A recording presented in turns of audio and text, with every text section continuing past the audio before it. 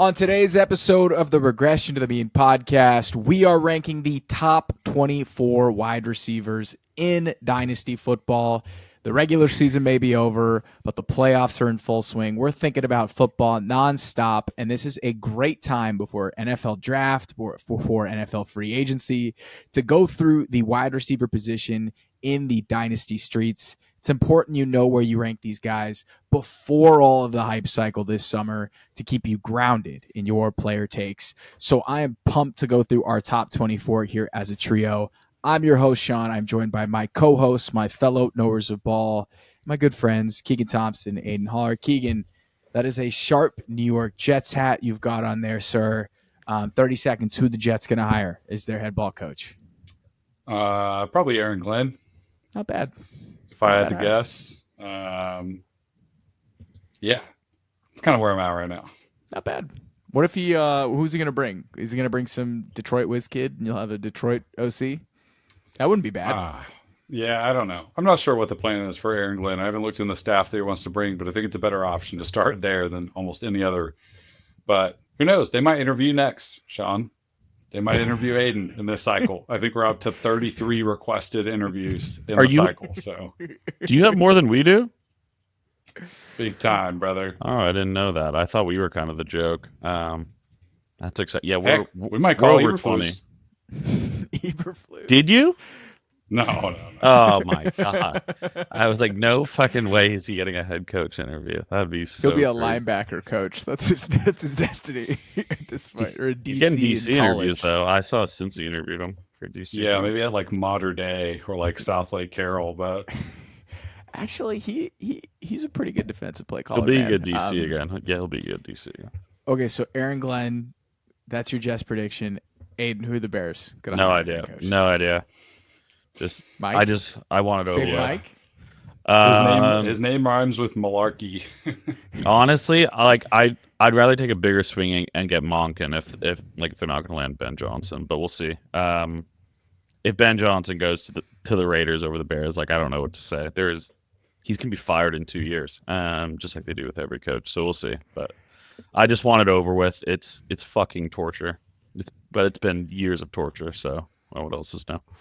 If Ben Johnson chooses that Raiders job, that man has got a gambling addiction because that is risky. You guys know I've got a high risk profile, but that is a risky bet for Ben Johnson to go to the Raiders. You're fired in 2 or 3 years. At least you're well equipped for this cycle. This is like a 2-year cadence for you, so you're kind of equipped with the emotional balance of what it takes to go through a hiring cycle. Yeah, I'm just like whatever, dude.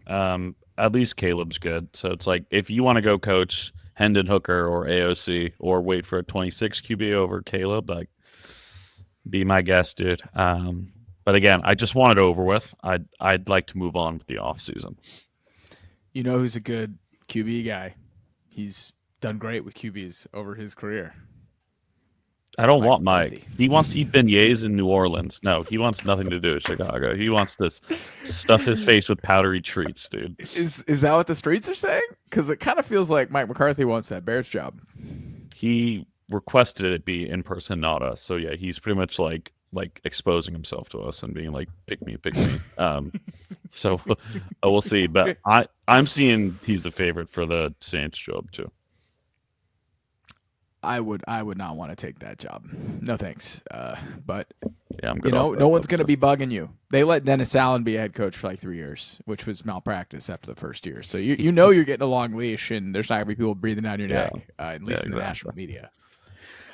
So today's episode is pretty straightforward. So if you rock with us in redraft, we do rankings every single week. Typically, we go tier by tier, kind of give our thoughts on some guys that are standing out. We usually highlight guys that we have differences against. So the way that we built our rankings, we got a spreadsheet. We each went through, ranked the top 24 wide receivers, and we just took a cumulative rank. So combining it all together, spit out a score. We've got 24 wide receivers here, 5 tiers. It's going to be a good time. So let's kick things off here, fellas, with tier number 1, the top 2 wide receivers in the NFL. We were aligned on this one. We had an opportunity to go full #recency bias, but we did not. We stayed true. We went with Justin Jefferson as the wide receiver 1 in Dynasty and Jamar Chase as the wide receiver 2. I mean, you could make arguments for Chase. I was pulling this up. I was looking at their 17 game averages. As you guys know, I'm kind of into this right now. Chase has outscored him in his short time in the NFL. So Justin Jefferson's pace over 17 games since he started his career is 161 targets, 109 receptions, 1,641 yards, so 1,641 yards and 9 touchdowns. That's his season average, right? And then Jamar Chase's season average, guys, is better, which I wasn't expecting. It's 160 targets, 108 receptions, 1,488 yards, and 13 touchdowns. So pretty elite company for those two. You're kind of splitting hairs here. I was not expecting Jamar Chase to have outscored Justin Jefferson, even though he's played a year less than Jay Jettas. But guys, is there any reason to put Chase ahead of Jefferson? Keegan, I know you have receiver takes. What are you thinking? Is that just overthinking it, prisoner of the moment, or do you think Chase actually belongs over Jefferson?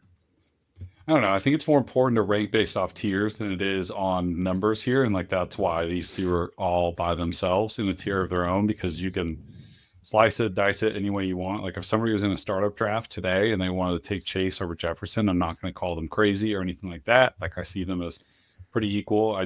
The body of work for Justin Jefferson is super impressive over the start of his career. Same with Jamar Chase, but however way you want to spin it. But I think we all just are in kind of lockstep here. JJ 1, Chase 2.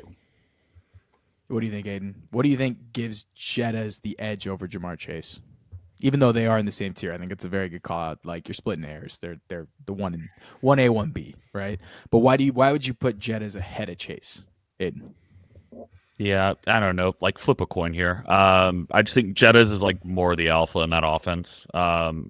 T. Higgins is better than Jordan Addison, I think, in terms of like looking at your complementary pieces, which in turn just leads to Jettas being like the absolute guy there. He's done it with a handful of different QBs now, whereas Jamar Chase has done it with Joe Burrow, who, many would agree is probably a top 5 QB in football, where Jefferson has had Kirk Cousins, who was playing very well, Sam Darnold this year, JJ McCarthy next year. Don't think it really matters. So like Keegan said, we're flipping a coin here, but Jefferson is like pacing to be like, potentially like the best wide receiver of all time in terms of like statistical numbers. So, but pick your flavor here, like vanilla, chocolate, whichever one you want here. They're both delicious. They're the top tier for a reason. And they are like, there's a clear gap once we get beyond these two. Yeah, Justin Jefferson is on pace. If he retired today, he'd have the most receiving yards per game all time. Averages 96.5 yards. It's by like 10 yards, isn't it? Like, isn't Chase second at like... Julio had it for a little bit there. Julio was ridiculous. It went down during his... Yeah. But I think he's like 10 yards ahead of Chase for yards per game, right? Chase is 87.5. Yeah, so about 10. Yeah. About 10. Yeah. I would say for Justin Jefferson, it's just the consistency week in and week out. I don't think anyone will dispute Jamar Chase's ceiling. I think he has the highest weekly ceiling of any player in fantasy. But in terms of week in and week out production, I just feel like Justin Jefferson's just going to set it and forget it 20 points a game, every single game for his entire career, which is just spectacular. But again, both these guys are amazing. I don't think you're going to get anything spicy out of us for the first tier here with Jefferson. Yeah, with Jefferson and Jamar Chase. In terms of the next tier here, we've got 3 guys in tier 2. We've got CeeDee Lamb as the wide receiver 3. We've got Puka Nacua here as the wide receiver 4. And we've got Malik Nabers as the wide receiver 5. Pretty interesting group of guys here. Relatively young. CeeDee is definitely the most tenured. This is where we started to see some discrepancies in our rankings. And I think the big one that we had opposition on was Puka. I had Puka at wide receiver 3, so did Aidan, and Keegan had him at wide receiver 8. So Keegan, this is your opportunity here to tell us why Puka Nacua maybe a little risky, maybe necessarily isn't the wide receiver 3 in Dynasty, and why you have him probably more in tier 3 than tier 2. Yeah, I just think the injury history, not great for Puka. Like, I'm not trying to like dock him for being injured or anything like that. But it's important to think about like as the future of your dynasty rosters. And he's also tied to a relatively old quarterback. I'm not calling Matthew Stafford old by age, but old in terms of NFL years. So what the plan looks like after Stafford, I'm not sure. Like, is McVay going to be around when Stafford's gone? I'm really not sure. Who knows how they even look next year as a team. But I do know that as long as McVay is there, Puka Nacua is like a certified bet to be a top 12, top 10 dynasty asset, especially when you consider production and age that he has. I just have him lower than some guys like Malik Nabers and CeeDee Lamb. And obviously Puka Nacua had a historic rookie year. But the injuries pile up, and the future for Puka Nacua is murky. And I've only ever seen him really play with Matthew Stafford. I know we'll talk a little bit about Malik Nabers, and there's wide receivers like Garrett Wilson that we'll talk about, like people in Brian Thomas Jr. that are producing with nobody compared to Matthew Stafford. I mean, Matthew Stafford's a borderline Hall of Fame quarterback. We've only really seen Puka produce with Matthew Stafford. I've seen some of these other people like CeeDee Lamb in this tier produce with Cooper Rush. So I think the production is not buoyed. I think that's the wrong word, but it is tied to like some pretty historic quarterback play. And I think the future there is a little bit hard for you to sift through. And like I mentioned, the injuries, but still, I mean, I have him at 8. That's still a top 10 dynasty wide receiver. And I think, totally reasonable. I will say that isn't really that hot of a take. His wide receiver 6 ranking right now on Keep Trade Cut. So you're a little bit behind consensus in that sense. Aidan and I are a little bit above consensus at 3. Aidan, I could go on and on about Puka, but I'm curious to know why you have him at 3 versus, say, consensus, which is 6 over on Keep Trade Cut. Yeah, you've shown me the light a little bit with Puka. I think he can make super valid. Oh. Tech forward Aidan figuring it out. What was that? Usually you don't hear someone say, whoa. Yeah, he just said, whoa. Sorry. There he is. He's back. He's back. Just crashed out of nowhere. He's back. Okay, you've seen the light cool. on Puka. Yeah, I've seen the light with Puka. And I think Keegan makes 2 like really valid concerns too. The dude's missed a couple games, very true. And Matthew Stafford is getting older for a QB, but I think there's still so much to like. I don't think Stafford's going anywhere in the next year or two. Call it. We're seeing Cooper Kupp decline. Like it's definitely happening before our eyes, which is a bummer. But he came out of college old. He had a couple of awesome years, so like we knew it was going to happen eventually. But throughout the injuries last year, and he was second in the NFL in points per game from a fantasy standpoint last year. So I wasn't sold after 1 year. I'll just say it. I was like, no, this is not, like now we have 2 volume merchants in LA. But Puka Nacua is fantastic. This guy does everything Sean McVay wants him to. Like, I love volume receivers. I want volume. Like, we'll get to some other guys that I think are like home run threats. Whereas like Puka's not really your home run threat, but the dude just dices you up with just smooth route running all across the field, inside the numbers and outside of it. So I like Puka. Still super young. We're looking at age 23. As long as McVay is still running that ship, which honestly, they're like back out of nowhere, which is so annoying. They like threw away all the picks, then, nailed all the ones they had over the last 2 years. So, but like we're nitpicking a little bit, but I love Puka. You got to nitpick. You got to nitpick at top 5 like you have dynasty to, wide receiver. Come on. But like, there's no reason why when Puka Nacua, when healthy, is not a top 5 receiver, in the next, call it 3, 4, 5 years. He led the NFL in yards per route run out of the slot, out wide versus man coverage and versus zone. I think he has a chance to challenge for the Triple Crown if he doesn't miss a bunch of games this year with injuries. I think the injury stuff is valid. He plays wide receiver in a much more physical way than a lot of receivers do. And he had injury history at BYU. One of the reasons he fell is he couldn't stay healthy at BYU. He couldn't stay healthy at Washington. So the injury stuff is for real. And I think that's fair to Doc, right, and to keep in mind. But his per route stuff is crazy. His 28 game sample through the first 2 years of his career are like, in terms of yards per out run, targets per out run, fantasy points per out run, all the efficiency stuff is better than Justin Jefferson. It's better than OBJ. It's better than AJ Brown. It's better than Jamar Chase. Like it's nuts. You don't necessarily think that, considering, he was a day 3 guy at a BYU. And I do think he's always going to push against that. Is he wasn't a Malik Nabers, he wasn't Jamar Chase, Brian Thomas. He wasn't one of these highly touted LSU wide receivers that went essentially in the lottery in the NFL draft. So he'll always be kind of bucking up against that. But if you go essentially just stat for stat and compare his first 28 games versus everyone else's 28 games on this list, it's top 3, top 2. Like, this guy is a remarkable player.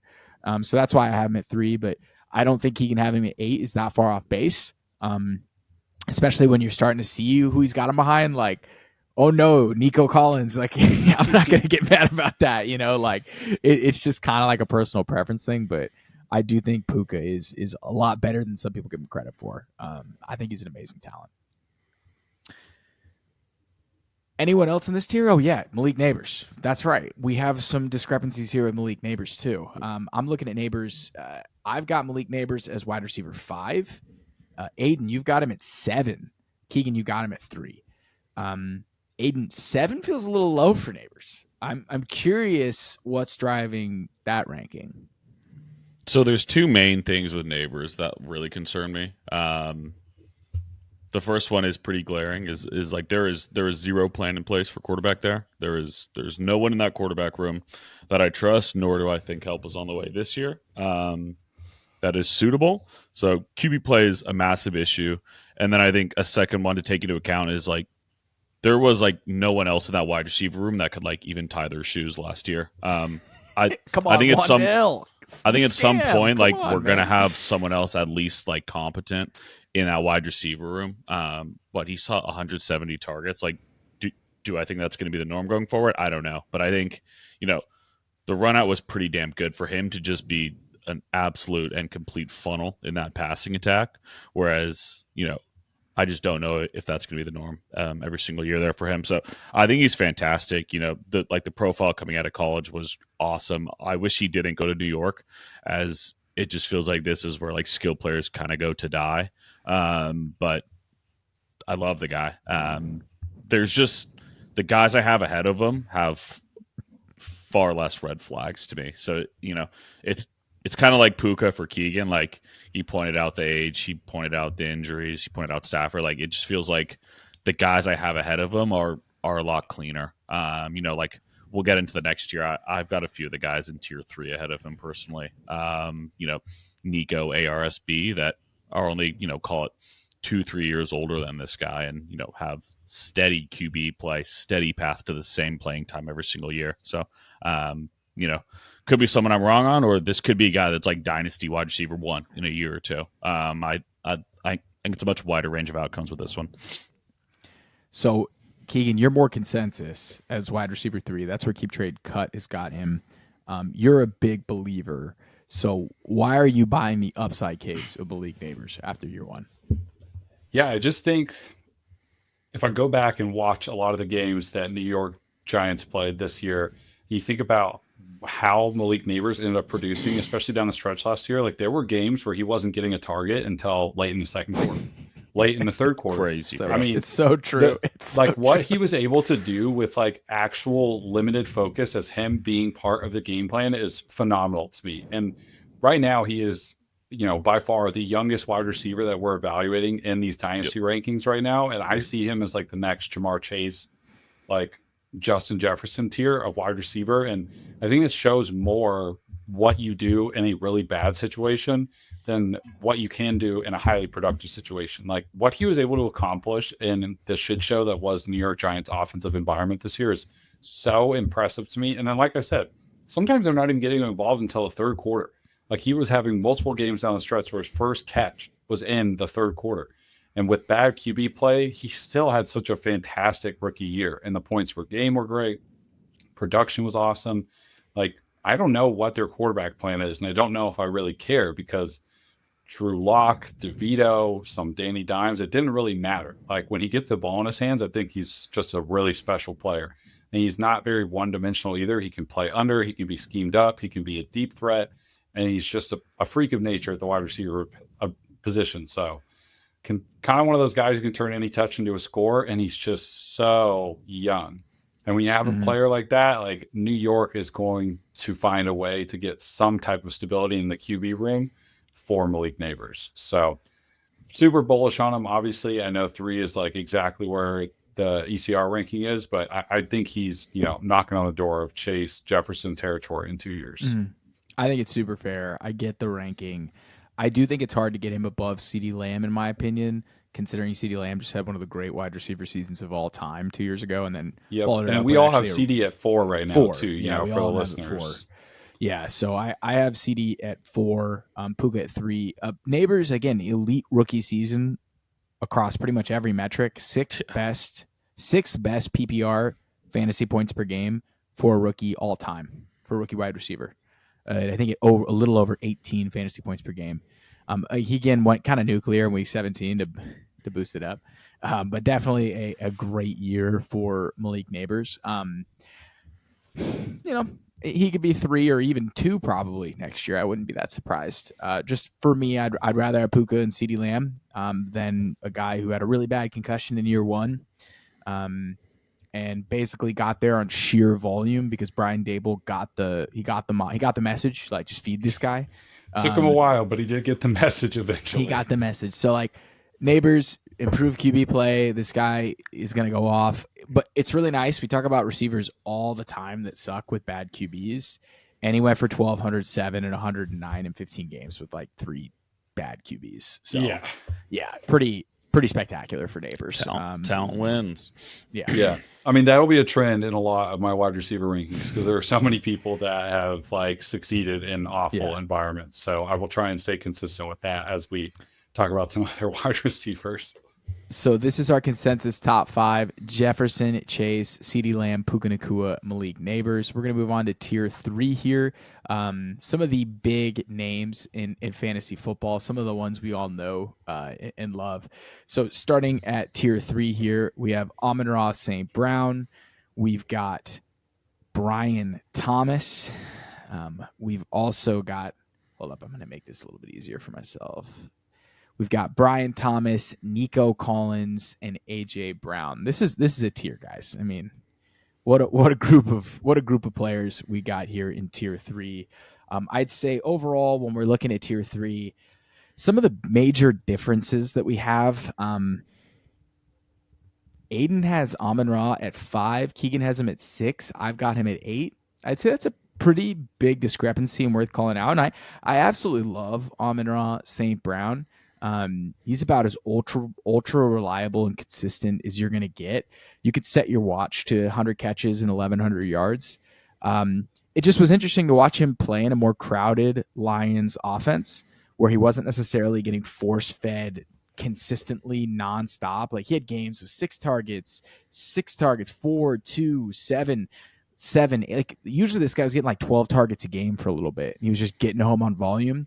This year, he got home with touchdowns, 12 touchdowns. Hell of a year for Amon-Ra St. Brown. I just feel like this guy's ceiling isn't as elite as the other wide receivers. I feel like his floor is about as elite as you're going to get. I say this now as his 3, 3, and 7 finishes are staring me in the face. I just feel a little bit more confident about the athleticism and ceiling of the guys in front of him. That's really it with Amon-Ra. Aidan, you had him as the highest guy. You had him above Malik Nabers. What about Amon-Ra St. Brown has you so high? Yeah, that's weird to say. Has you so high? Why are you so high on Amon-Ra St. Brown? Have you been huffing ARSP? Smoking that raw pack. I think you just mentioned it. It's, back-to-back wide receiver 3 seasons. This guy's, as steady as it comes right now in, what's been one of the best offenses in football the last couple of years since Ben Johnson and Jared Goff took over there. So I just love, there's no red flags for me with him going forward. It's kind of like not the opposite of Nabers, but it's like, so much volume year over year, the clear one in this offense, passing attack. If anything, I think Ben Johnson could potentially help a little. Like, the blowouts don't help for fantasy when the Lions are 40-piecing someone in the third quarter. Like, it'd be nice if we could get back to touches on the offense. Yeah, like I wouldn't hate if we got back to games where the Lions are playing like meaningful snaps into the fourth quarter. So just think it's so like it feels like the safest guy kind of in this tier. You look at his age 25.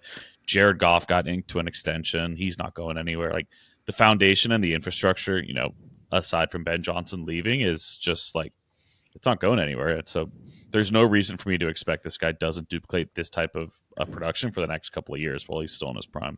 Yeah, and the age of their core talent is all ridiculous. Very similar. Like obviously Jared's a little bit older, but Panay, Gibbs, Laporta, J-Mo, Amon-Ra, like they will continue to grow together as a unit. Yeah. And like their offensive line is steady. And I know people are probably gonna be like, well, what if Ben Johnson leaves? I mean, like, look, Dave Canales left and, Liam Cohen comes in and the offense still looks great. Like it's not out of this world to think that somebody else can come in and run a productive offense. Like obviously we all enjoyed watching the trickery of Ben Johnson this year, but it's like you have to consider that it's still a possibility that they're just the exact same next year without Ben Johnson, minus a couple crazy trick plays and like Jared Goff fake fumbling for a play. Yeah, could look pretty similar still. Could look pretty similar. I agree with Aidan, though. It's the safest, I think the safest player when you get out of tier 1 where JJ and Chase are automatic. Like Amon-Ra is just so consistent. My note is like he has the perfect floor. Not a high floor. Like he has the perfect floor. It's perfect. As a wide receiver. I mean, it's a pretty high floor. And it's exactly, but that's why it's perfect. Yeah. Yeah. You just set your watch to ARSB. I mean, maybe I'm a little too low. It gets hard. We're splitting hairs. If this is redraft, he's probably my wide receiver, 4 or 5 in redraft. Just and what's interesting is he is not like the 3 wide receivers we have in this tier. Like Amon-Ra is like the only person who is like this volume target hog, ultra consistent. Yeah, lunch pail, show up to work, Detroit guy every day. And the other 3 are like either current alpha wide receivers or like a future alpha. Yeah, Amon-Ra St. Brown's like the most reliable car you can get on the market that has a little horsepower. These 3 are just, Ferrari sports cars. And Brian Thomas, Nico Collins, and A.J. Brown. Really no discrepancies between the 3 of us. We're all dead even on A.J. Brown at wide receiver 9, which is higher than consensus. Keep Trade Cut has him at 13. Nico Collins were 7, 7, and 6, and Brian Thomas we have 6, 5, and 8. So a little bit spread out here. I guess Keegan and I are drinking the BTJ Kool-Aid. Aidan, I think I wouldn't say you're holding out. I think you like BTJ. I wouldn't accuse you of that, but I think you're a little more skeptical than we are, and maybe the market is. So I'm curious to know your BTJ thoughts before we jump to tier 4. Yeah, my biggest thing is I can't put him above Nico. I think best case scenario is he ends up being what Nico is, which they're actually pretty similar players, but I think Nico's got a much better quarterback attached to him. I think the infrastructure is better for him. And BTJ got about as good of a run out as you could have asked for. If you look at the second half of the season, pretty much every single pass catcher in that offense died. He actually did better, like significantly better with Mac Jones than he did Trevor Lawrence, which is going to be something to monitor next year as there were some duds early on in the season with Trevor Lawrence, which I think kind of got swept under the rug given his, absolutely nuclear month and a half to finish the season. So I love Brian Thomas. I think he's awesome. I have Nabers ahead of him in terms of the 2 rookies. I think Nabers has a much safer floor given just the absolute target hog and nature of his game, even if it is with bad QB play. And then I've got Nico Collins ahead of him. So still really like him, 1 behind ECR here. But you would really have to twist my arm and torture me to put Nico behind Brian Thomas, given what I've seen just with the eye test. I think the Mac Jones players. Yeah, they're such similar players. They're such similar players. I think the Mac Jones, Trevor Lawrence splits are like Fugazi because you're like, you know what? Like Brian Thomas is a 22-year-old rookie coming into the league. And which is also true. Of course. It could have just been him getting better. Yeah, he's getting better throughout the year. Yeah. And then, of course, the injury run out. He was perfect, but he was still the highest scoring wide receiver weeks 15 through 17. And he went nuts. The production profile, he scored 14 touchdowns at LSU, with Malik Nabers on his team. Yeah. And his in-game ball speed is something that a lot of wide receivers don't possess. There are plenty of 4.4 and below wide receivers, but we're talking about a true 4.3 with a ball in his hands. He is a special athlete. He had He's the same Nico. splits. He's like Nico. He had the same 10-yard splits as Xavier Worthy, and he's like 6'4", 210. Yeah. He's off the line. He is as fast as Xavier Worthy, the fastest man in combine history. He's special. I think the whole thing with Brian Thomas was he's just efficiency guy. He's just a touchdown big play guy that didn't have crazy good target metrics or dominator scores, and this man got his chance to put up crazy numbers. Like we got to talk about the run out, guys, because the run out is as pure as you're ever going to get. Literally, everyone got hurt. Exactly. Everyone got hurt. Exactly. Everyone got hurt, and their defense gave up. So it's just like they're going to go into this game and they're going to throw it 40 times. Mac Jones, and Mac Jones is a good enough quarterback to get the rock to Brian Thomas. But I'll say we see guys have incredible run outs and still not capitalize on it. And you still got to capitalize with the opportunity given. And Brian Thomas did. So I'm high on him. I've been pretty high on him since the jump. I think Keegan's definitely he got there earliest. He bought the stock and he's up like 300, 400% on BTJ. But I mean, the guy just put together the 16th best PPR fantasy points per game season ever for a rookie wide receiver. 3rd best yards per out run for a rookie wide receiver last 10 years. He's 22 years old. They have some semblance of QB stability. If you told me next year BTJ flips Malik Nabers, I wouldn't be shocked. Would not be shocked if he does it. So I'm in. But yeah, I get it. Aidan, like Nico's Nico. Like Nico's changed our lives. Nico's so special to this podcast. It's like, and Nico's still 25. Like Nico's not even in his prime yet, you could argue. It's the injuries with Nico. He's always hurt. He's just so big and fast. He is the Julio apparent. I know it sounds a little crazy to say, but Julio always was dealing with some minor soft tissue thing. And it seems like Nico consistently is dealing with something. But Nico, 17.5 fantasy points per game in 12 games. Awesome. Really weird. I mean, his start to the season was wide receiver. Like it was like, it's happening. Wide receiver 1. I thought I was and they winning took the it league. from us. I thought I was winning the league. Yeah, we got that snatched. He blew out that hamstring. And it was kind of so-so, whatever. That offense fell apart. Their offensive line is so bad. I think all things considered, putting up 17.5 points per game in that offense is pretty incredible. And I think if you had to pick a ceiling receiver who could top Jettas or top Jamar Chase, it's Nico, it's this probably. guy. Nico. Nabers can maybe do it on just like disgusting volume too. And then AJB dropping all the way down to 13 on keep trade cuts seems a little dumb. That's too just low. like such an overreaction to that's the too low. Philadelphia Eagles getting, this guy named Saquon Barkley in their offense. I mean, dude, Too low. AJ Brown is 35th in targets in 2024. 35th in targets. He only had 99, and he still finished with almost 1,100 yards and 7 touchdowns. I mean, he played 13 games, dude, and he finished with almost 1,100 yards and 7 touchdowns. He was wide receiver 13 on points per game. Like the dude was still awesome, and they didn't throw the ball at all. No, run first offense, ball control offense, and he's just their receiving core is an embarrassment of riches. The fact that they have Devonta Smith and AJ Brown, we're gonna get to Smith soon, but the fact that those two guys are their wide receivers is pretty nuts. Especially and they don't even pass that much. No, it's so annoying. It's so annoying that much. But yeah, we're all aligned on this tier. This tier is amazing. Like if you're doing dynasty startups and you want to take a running back first, and you get any of these 4 guys, in my opinion, you're cooking with gas. Yeah. To build that roster.